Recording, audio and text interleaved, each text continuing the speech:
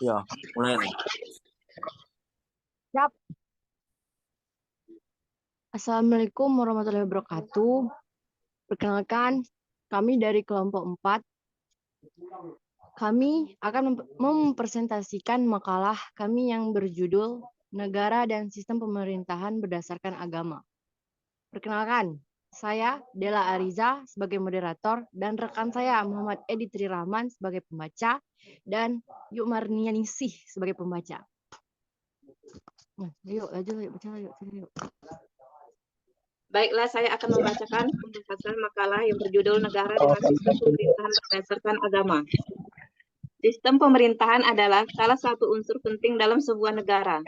Sistem pemerintahan berfungsi untuk mengatur dan mengelola negara sehingga dapat mencapai tujuan-tujuan tertentu yang diinginkan oleh pemerintah dan masyarakatnya.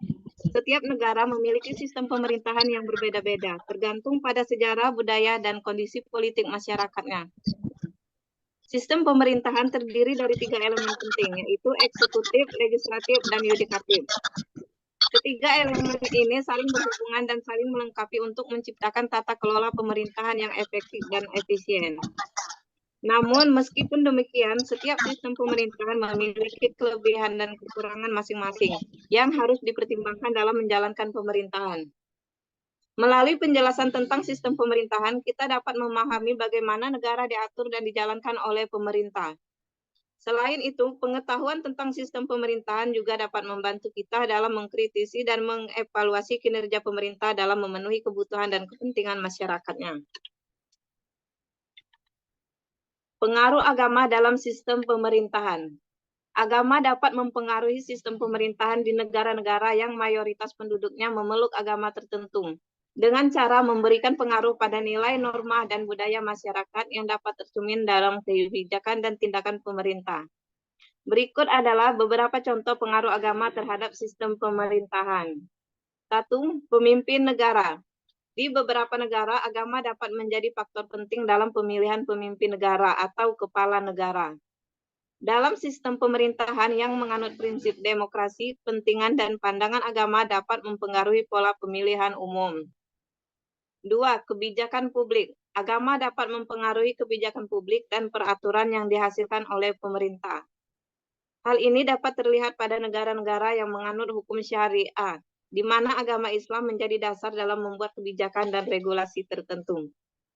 3. Pengambilan keputusan. Di beberapa negara, keputusan politik dan kebijakan publik yang diambil oleh pemerintah dapat dipengaruhi oleh otoritas agama tertentu. Hal ini dapat terjadi pada negara yang menganut sistem demokrasi di mana agama menjadi dasar utama dalam pengambilan keputusan. Contoh pengaruh agama pada sistem pemerintahan dapat dilihat pada sistem pemerintahan Islam di negara seperti Arab Saudi dan Iran. Di negara Arab Saudi mengadopsi sistem monarki absolut dengan raja sebagai kepala pemerintahan dan negara.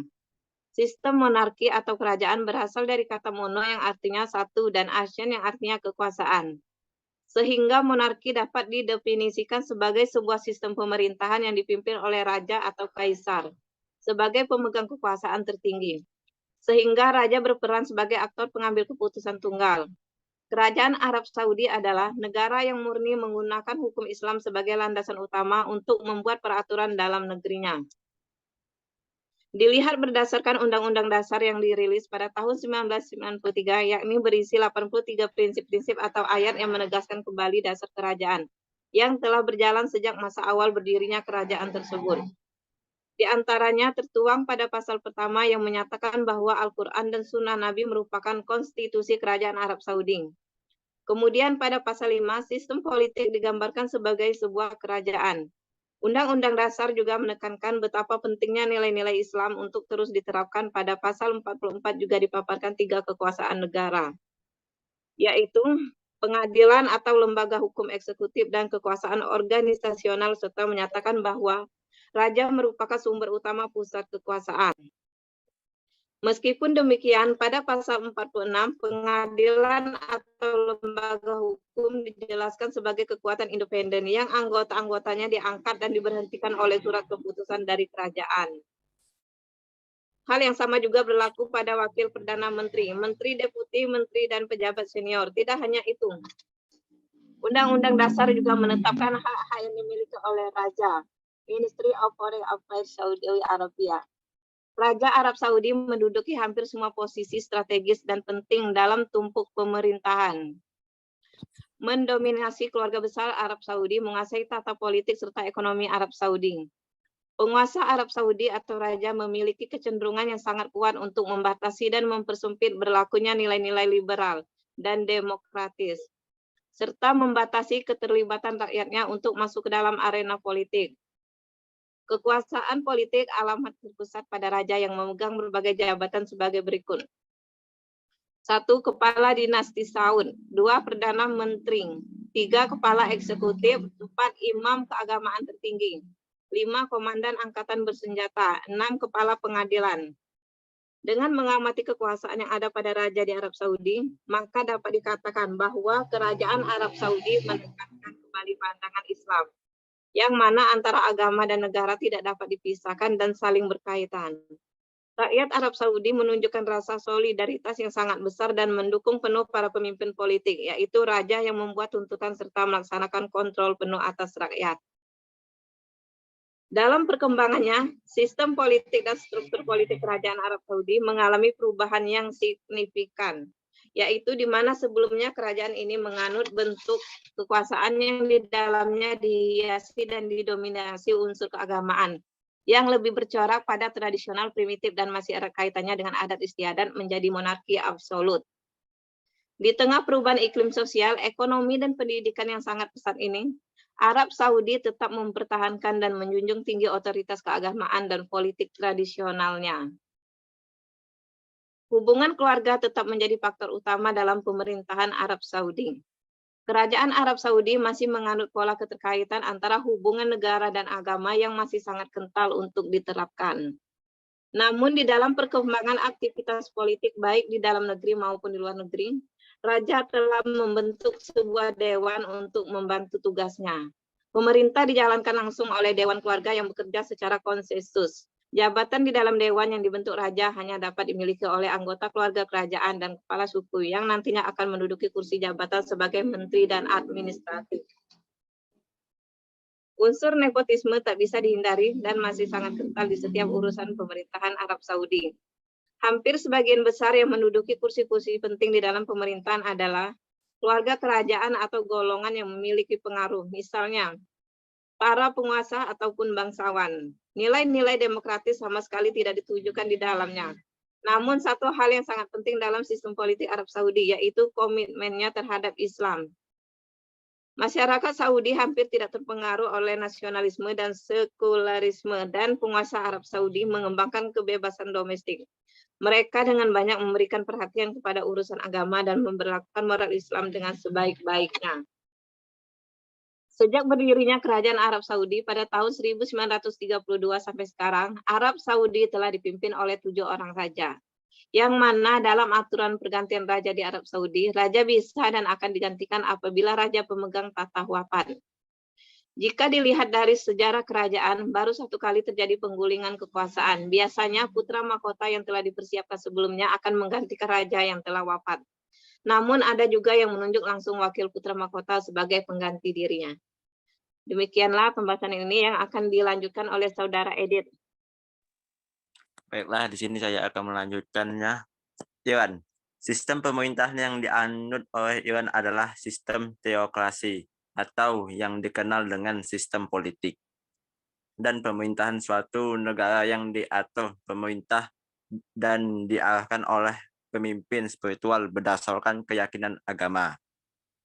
Dan Iran telah menganut sistem ini sejak revolusi tahun 1979. Kekuasaan tertinggi di bidang politik dan keagamaan di Iran dipegang oleh Leader of the Revolution atau lebih populer disebut sebagai Supreme Leader, yang dipilih oleh sebuah majelis pakar yang beranggotakan ulama-ulama terkemuka. Pada tahun 1979, Iran mengadakan referendum untuk menentukan sistem pemerintahan Iran. Dan hasil referendum adalah 98% rakyat Iran mendukung dibentuknya negara dengan sistem pemerintahan wilayatul faqih. Kekuasaan tertinggi dalam struktur politik Republik Islam Iran berada di tangan imam, pemimpin agung dalam arti pemimpin spiritual, bukan imam sebagaimana keyakinan umat Syiah, atau Dewan Kepemimpinan Surah Bari. Hal ini memang sesuai dengan mazhab ajaran Syiah yang menerapkan prinsip imamah keimanan sebagai salah satu ajaran utamanya. Prinsip pemerintahan oleh faqih, wilayatul faqih, dan keutamaan hukum Islam diabadikan dalam konstitusi Iran. Pada saat yang sama, konstitusi Republik Islam mempunyai penata demokrasi konstitusi melengkapi sistem pemerintahan parlementer dengan badan eksekutif, legislatif, dan yudikatif. Namun, pengaruh agama pada sistem pemerintahan dapat juga bersifat kompleks dan bervariasi, tergantung pada interpretasi agama yang dianut oleh masyarakat. Sebagai contoh, di Indonesia yang mayoritas penduduknya beragama Islam, meskipun sistem pemerintahan tidak secara eksplisit didasarkan pada prinsip-prinsip Islam, nilai-nilai agama dapat mempengaruhi pembentukan kebijakan publik dan mayoritas dalam masyarakat. Pada saat yang sama, pengaruh agama dalam sistem pemerintahan di negara-negara mayoritas Muslim dapat memunculkan perdebatan tentang hak asasi manusia dan demokrasi. Beberapa orang berpendapat bahwa penerapan syariah Islam dalam sistem pemerintahan dapat menghambat kemajuan hak asasi manusia dan demokrasi. Misalnya, dalam beberapa negara, hukuman mati masih ditetapkan untuk kejahatan seperti narkoba dan homoseksualitas. Meskipun ini bertentangan dengan standar hak asasi manusia, selain itu, dalam sistem pemerintahan negara mayoritas Muslim, terdapat kemungkinan bahwa keputusan politik dan hukum dibuat berdasarkan pertimbangan agama, bukan berdasarkan kepentingan nasional. Namun, negara-negara yang memiliki mayoritas penduduk yang memeluk agama tertentu, bukan agama resmi mereka, juga dapat memengaruhi sistem pemerintahan mereka. Misalnya, di India, mayoritas penduduk memeluk agama Hindu, namun konstitusi India memandang semua agama dengan sama dan menganjurkan toleransi agama. Meskipun demikian, kekerasan antar kelompok agama terkadang terjadi di India dan seringkali mempengaruhi kebijakan pemerintah. Selain melalui undang-undang dan konstitusi, agama juga dapat mempengaruhi sistem pemerintahan melalui partai politik di banyak negara. Partai politik yang berbasis pada agama telah muncul dan menjadi penting dalam pengambilan keputusan politik. Misalnya di Israel, partai politik Yahudi Ortodoks memegang kendali atas beberapa kebijakan penting seperti pernikahan dan perceraian. Di India, partai Bharatiya Janata yang berbasis pada agama Hindu telah memegang kekuasaan selama beberapa tahun terakhir. Selanjutnya, memastikan dalam sistem pemerintahan berdasarkan agama tidak terjadi diskriminasi. Penerapan sistem pemerintahan agama bisa menjadi perdebatan yang rumit karena ada risiko bahwa sistem ini bisa menimbulkan diskriminasi terhadap minoritas agama atau kelompok masyarakat lainnya. Menjamin kebebasan beragama dan kebijakan non-diskriminasi. Untuk memastikan bahwa penerapan sistem pemerintahan agama tidak menimbulkan diskriminasi terhadap kelompok masyarakat tertentu adalah dengan menjamin kebebasan beragama dan kebijakan non-diskriminasi. Kebebasan beragama adalah hak asasi manusia yang diakui di banyak negara di seluruh dunia. Ini berarti bahwa setiap orang harus diberikan kebebasan untuk memilih dan mempraktikkan agama mereka tanpa adanya tekanan dari pihak lain. Kebebasan beragama juga mencakup hak untuk tidak beragama atau mengubah agama. Kebijakan non-diskriminasi harus diterapkan dalam semua aspek kehidupan masyarakat. termasuk dalam sistem pemerintahan. Kebijakan ini harus memastikan bahwa tidak ada diskriminasi yang dilakukan berdasarkan agama, ras, jenis kelamin, atau orientasi seksual. Dalam sistem pemerintahan agama, kebebasan beragama dan kebijakan non-diskriminasi dapat diterapkan dengan memastikan bahwa semua agama diakui secara resmi dan diberikan hak yang sama dalam pemerintahan. Tidak boleh ada preferensi atau perlakuan yang tidak adil terhadap agama tertentu. Selain itu, semua warga negara harus memiliki hak yang sama untuk mengakses layanan publik dan kebijakan pemerintah tanpa diskriminasi berdasarkan agama mereka. Mempromosikan toleransi dan kerukunan antar agama. Untuk memastikan bahwa penerapan sistem pemerintahan agama tidak menimbulkan diskriminasi terhadap kelompok masyarakat tertentu adalah dengan mempromosikan toleransi dan kerukunan antar agama. Toleransi antar agama adalah sikap menghargai perbedaan agama, keyakinan, dan praktik keagamaan orang lain tanpa merendahkan atau mencampur adukan. Kerukunan antar agama adalah kesepakatan bersama untuk hidup secara damai dan saling menghargai antar berbagai agama dan kelompok masyarakat. Selanjutnya, menjamin keterwakilan minoritas agama di dalam pemerintahan agama. Hal ini penting dilakukan agar minoritas agama dapat diakui sebagai bagian dari masyarakat dan mempunyai hak yang sama dengan mayoritas agama. Keterwakilan minoritas agama di dalam pemerintahan agama dapat diwujudkan dengan cara memberikan kesempatan yang sama untuk menjadi anggota pemerintahan agama, misalnya dengan memberikan kuota khusus bagi minoritas agama untuk menjadi anggota pemerintahan agama. Dengan keterwakilan yang memadai, maka kepentingan dan pandangan minoritas agama dapat diwakilkan dengan baik. Sekian, itu saja materi yang dapat kami sampaikan.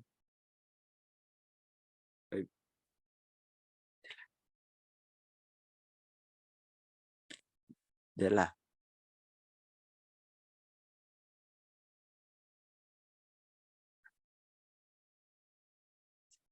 Aktif ke dulu, Del. Suaramu aktif ke dulu. Baiklah, dari paparan tadi, adakah kesimpulan yang menarik? Dan kami membuka kesempatan untuk diskusi lebih lanjut. Silakan dari audiens, ada yang mau menanggapi atau bertanya?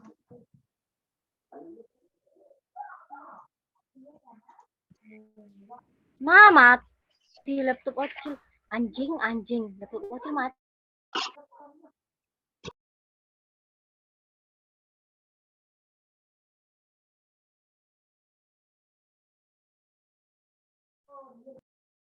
Sudahkah ditebaikan?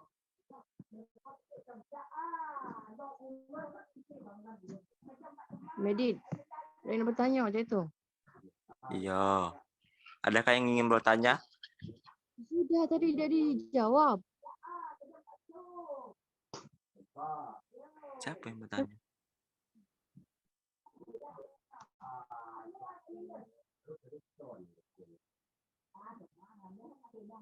Apakah kan tidak mendengarnya? Yuk guys, siapa yang ingin bertanya? Silakan bertanya.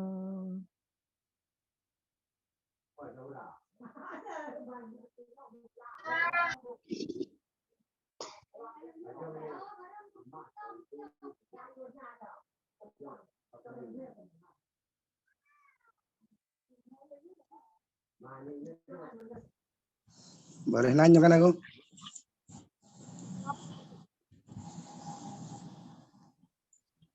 Del, ngapola lepas jilbab tuh, Del. Deli.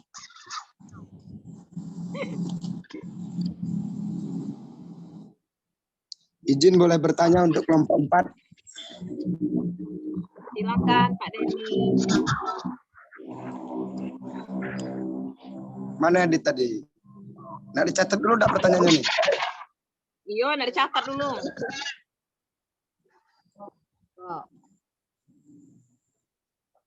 Perkenalkan, nama saya Denny Rawan dari kelompok 1 ingin bertanya untuk kelompok 4. Mengapa Islam dapat mempengaruhi sistem pemerintahan khususnya di Indonesia?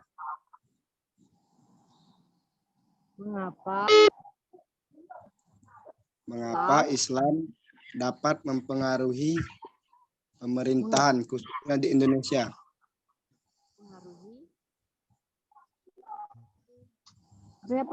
Ulang. Mengapa Islam dapat mempengaruhi sistem pemerintahan khususnya di Indonesia?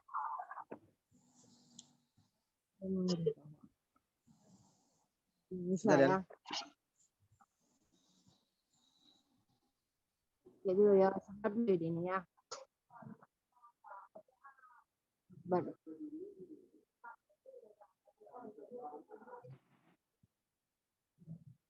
Mengapa Islam dapat mengaruhi sistem pemerintahan khususnya di Indonesia? Aku jawab ya. Ayo, boleh. Mengapa Islam dapat mempengaruhi sistem pemerintahan khususnya di Indonesia? Karena Indonesia merupakan negara yang memiliki mayoritas penduduk beragama Islam. Karena itu tidak mengherankan bila Islam memiliki pengaruh yang sangat besar dalam budaya dan sejarah Indonesia. Demikianlah jawaban dari saya. Bila ada yang ingin menambahkan, silakan untuk saudara Dela atau Edit.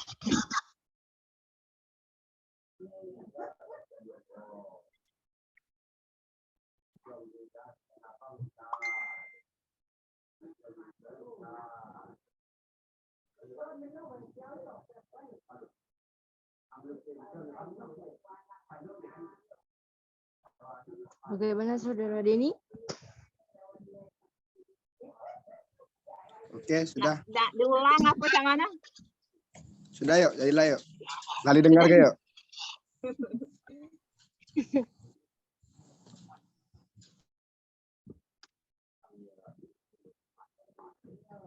Sudah, macam mana Edit? Ditutup aja apa?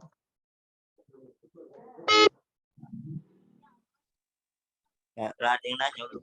Aku tadi keluar, tidak bisa masuk lagi. Takutnya agak kurang waktunya. Agak kelebihan. Enggak. Bella, lah ada yang nanya belum? Sudah. Siapa? Lah, Ini sudah apa dijawab. pertanyaan? Oh, sudah dijawab. Ya, sudah. Diakhiri.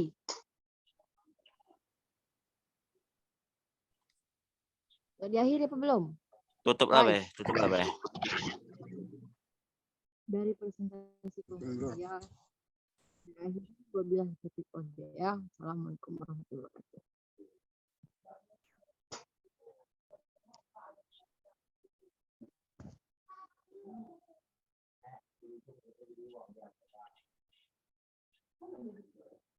Dan ngomong lagi, Dan. Kalau tadi kurang jelas penutupnya. Baiklah, kawan-kawan semua, terima kasih atas ingin mendengarkan presentasi dari kelompok kami. Dan saya akhiri, wabillahi taufiq wal hidayah. Wassalamualaikum warahmatullahi wabarakatuh. Waalaikumsalam Waalaikumsalam warahmatullahi wabarakatuh. Satu.